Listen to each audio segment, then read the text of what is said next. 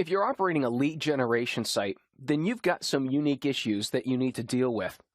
Now, the great thing about lead generation, the internet has changed everything because inbound marketing costs 62% less than typical direct marketing.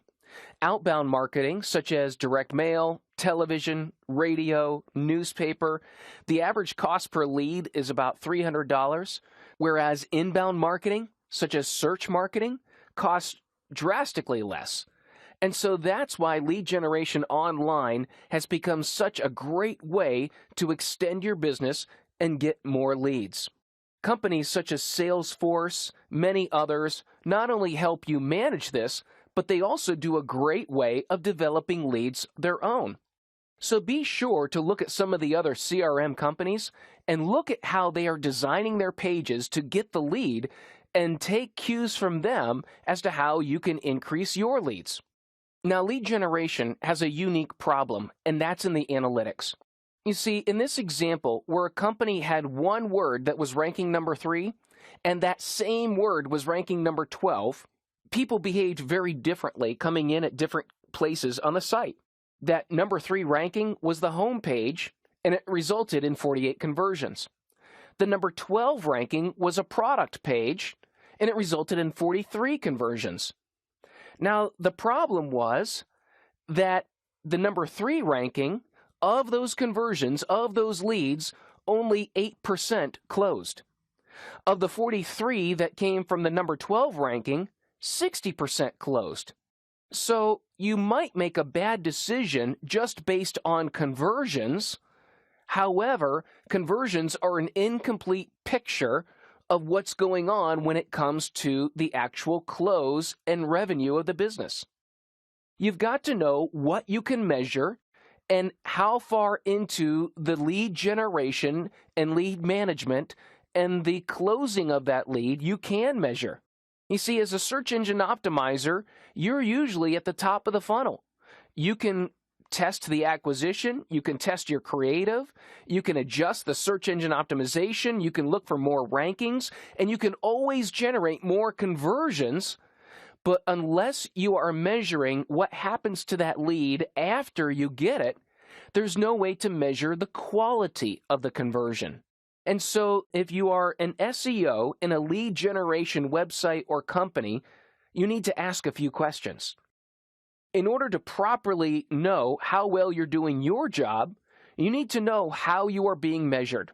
Are you being measured simply on the basis of creating conversions?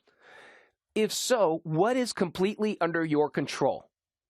And if you are being measured beyond just simply getting conversions, if you're being measured for the quality of those conversions, the closing of those leads, then you need to know how much of that process is being measured and how much you can change, and also if you can get a corporate buy-off.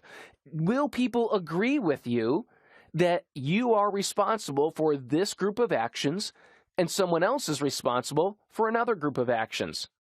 There's always a lot of outside influences.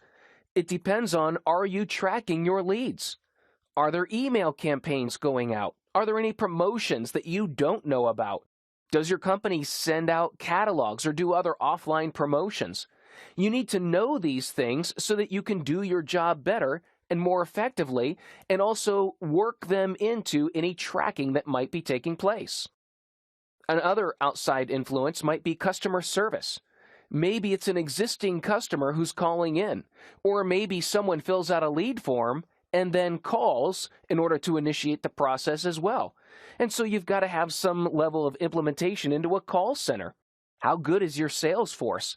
I can be generating great leads, but have a very bad sales force.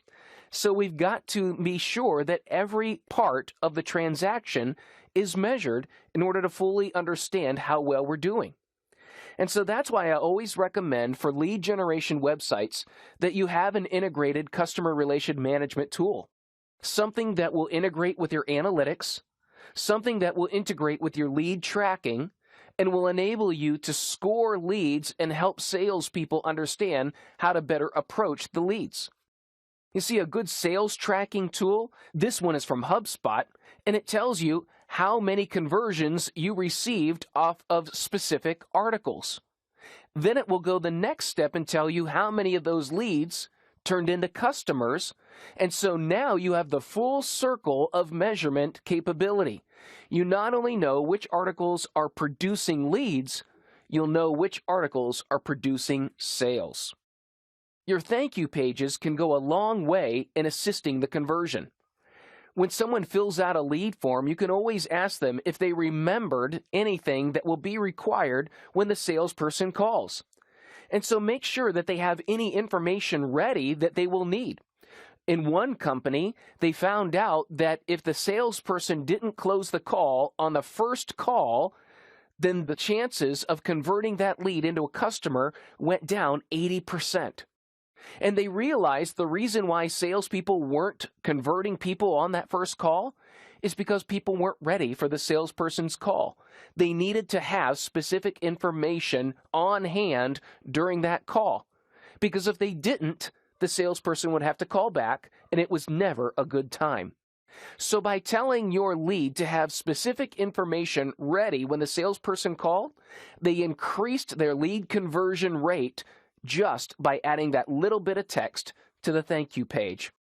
So let the customer know what they can do. Give them information that will help let them know that they made the right choice. Give them downloads or tools or white papers or case studies that will let them know that they've made the right choice, and reinforce their choice by giving them action items to take until the salesperson calls.